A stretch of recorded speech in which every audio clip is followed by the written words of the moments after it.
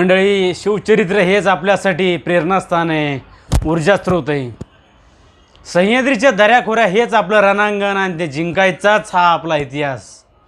मग छत्रपती शिवाजी महाराजांचा आदर्श आपल्या डोळ्यासमोर असताना हे सर्वसामान्य खाचखळग्या असलेलं जीवन आपल्याला कठीण का वाटावं?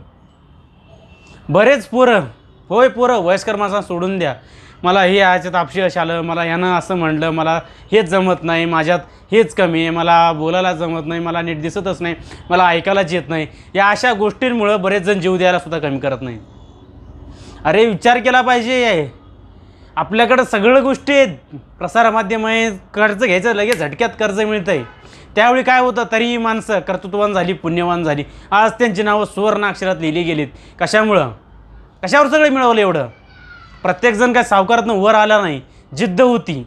आणि आपल्याला तर छत्रपती शिवाजी महाराजांचं नाव घेतलं ना, रक्त सळसळ